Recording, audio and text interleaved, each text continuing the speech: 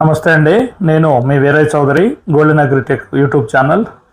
చాలా రోజుల తర్వాత మేము ముందుకు వచ్చి ఈ వీడియో చేసేది ఎందుకంటే ఇప్పుడు అందరూ పత్తి సాగు కోసం ఎదురు చూస్తున్న సమయం కాబట్టి మేము కూడా మా ఏషియన్ అగ్రి జెనెటిక్స్ నుంచి ఏమేమి విత్తనాలు ఇస్తున్నాం, ఏమేమి సాగు చేయాలో చెప్పడం కోసం ఈ ఉమ్మడి ఖమ్మం జిల్లాలో ముఖ్యమైన గ్రామాలు అంటే పత్తి ఎక్కువ సాగు చేసే గ్రామాలు మరియు రెండో పంట మొక్కజొన్నగా లేదా అపరాలు సాగు చేసే గ్రామాల్లో రైతులకు ఏ విత్తనాలు బాగుంటాయి, ఏ విత్తనాలు సాగు చేసుకుంటే పంట అనుకూలంగా వస్తుందనేది చెప్పడం కోసమే మీటింగ్ ఏర్పాటు చేయడం జరుగుతుంది గ్రామాల్లో.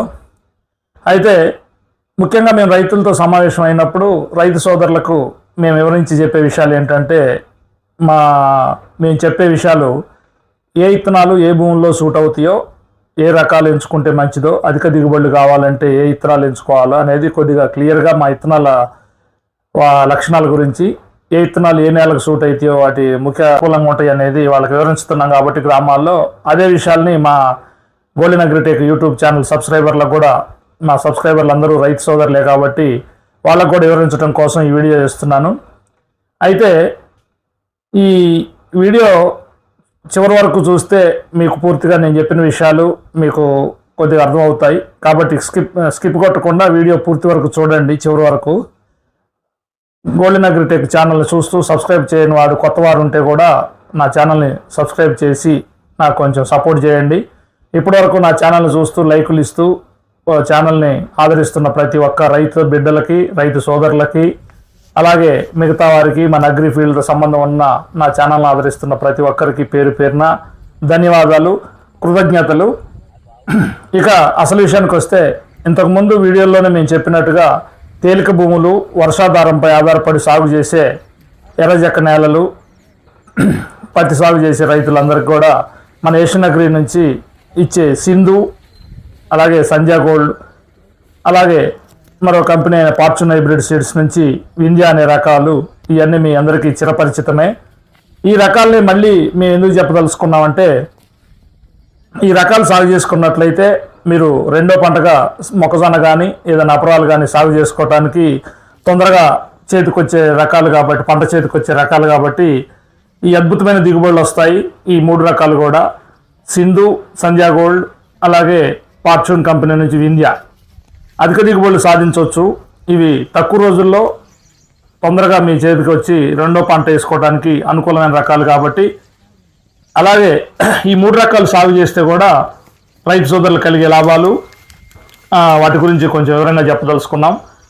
ఈ సింధు, సంధ్యా గోల్డ్, ఈ వింధ్య, ఈ మూడు రకాలు సాగు చేసుకున్నట్లయితే సాగు చేసే రైతులు తెలుసుకోవాల్సిన విషయం ఏంటంటే, ఇది సాలు పత్తి పెట్టుకోవటానికి కూడా ఈ మూడు రకాలు అనువైనవే.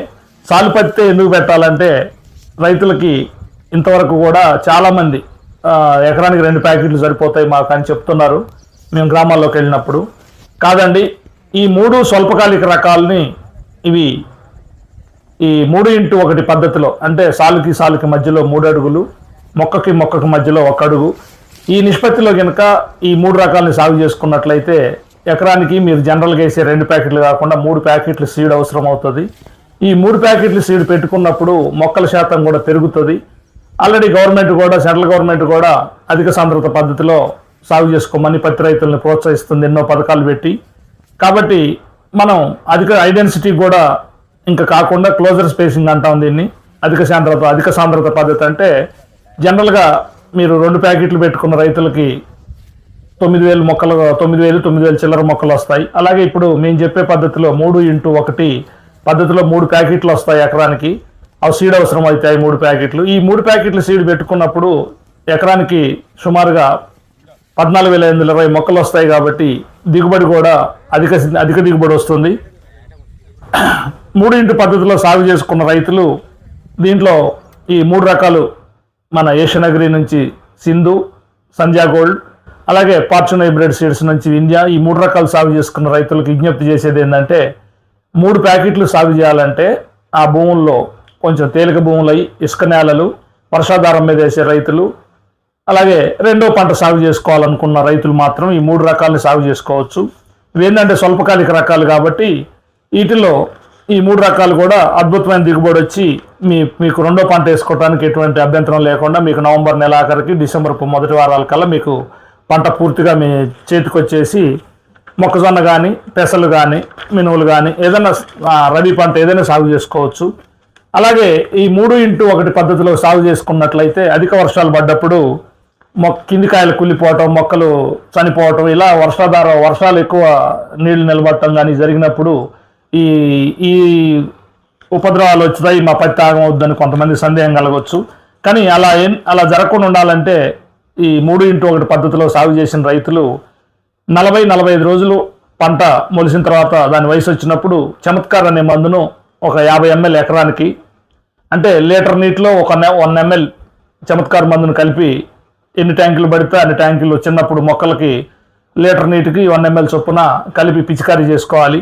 అది తేమ ఉన్నప్పుడు, వర్షం పడ్డప్పుడు, లేదంటే నీళ్ళు ఇచ్చుకొనైనా తేమ ఉన్నప్పుడు మాత్రమే మందు స్ప్రే చేసుకోవాలి. అలాగే 60-65 రోజుల మధ్యలో రెండోసారి అలాగే 1 ml లీటర్ నీటికి కలిపి పిచికారీ చేసుకోవాలి.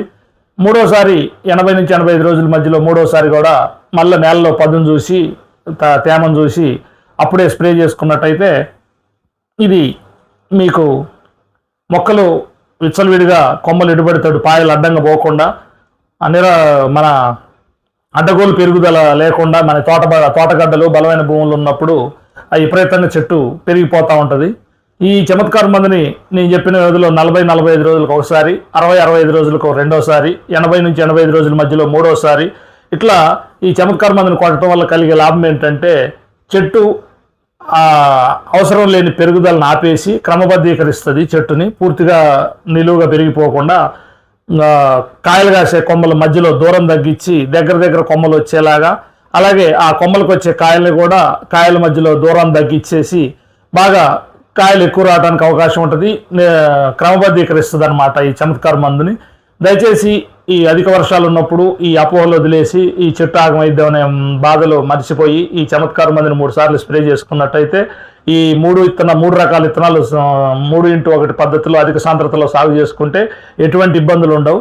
అలాగే అధిక దిగుబడులు ఉండి కేవలం పత్తి మాత్రమే మెయిన్ పంటగా దాన్ని కేవలం పత్తిని మాత్రమే చివరి వరకు ఉంచుకొని ప్రధాన పంటగా పత్తినే సాగు చేసుకునే రైతులకి, బలమైన నల్లరేగడి భూములు తోటగడ్డల్లో సాగు చేయాలనుకునే వాళ్ళు మన ఏషియన్ అగ్రి నుంచే గోల్డ్ కార్ట్ మీ అందరికీ చిరపరిచయమే.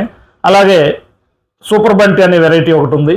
సూపర్ బంటి కూడా మీరు పెద్దచ్చు పెట్టుకుంటే తోటగడ్డలు అయి రేగడి భూములు అయితే 40 ఇంచులు 42 ఇంచులు రెండేపుల పత్తి రెండేపుల అచ్చు పెట్టుకొని కొంచెం దాన్ని మంచిగా చేసుకున్నట్టయితే సూపర్ బంటి అత్యధిక దిగుబడులు వస్తుంది గోల్డ్ కార్ట్ తర్వాత.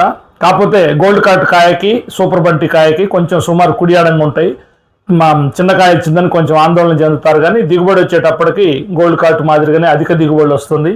అలాగే ఫార్చ్యూన్ కంపెనీ నుంచి సామ్రాట్ అని ఇస్తున్నాం, అది కూడా లావుకాయ గింజ బరువు ఎక్కువ ఉండి తీయటానికి కూడా ఈ 3 రకాలు సూపర్ బంటి గోల్డ్ కార్టు సామ్రాట్ ఈ 3 రకాలు కూడా గింజ బరువు బాగుండి కాయలు కూడా బాగా లావుతో పెద్ద కాయలు, పత్తి తీయటం కూడా కూలీలకు చాలా తేలిక, మంచి దిగుబడులు వస్తాయి. అధిక దిగుబడులు కోరుకునే రైతులు బాగా దిగుబడులు సాధిద్దామని ప్రధాన పంటగా పత్తినే సాగు చేసేవాళ్ళు ఈ 3 రకాలు ఎంచుకోవచ్చు. ముఖ్యంగా భద్రాద్రి కొత్తగూడెం జిల్లాలో గోల్డ్ కార్టుకి సామ్రాట్కి పెట్టింది పేరు.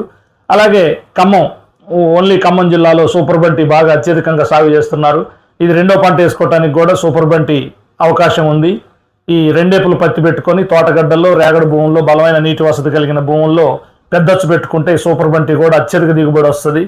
దయచేసి రైతన్నలు నేను చెప్పిన విషయాల్ని మేము ప్రతి విలేజ్ తిరుగుతుంటే విలేజ్ మీటింగ్లో కూడా మేము ఏ విషయాలు ప్రధానంగా వివరిస్తున్నాం.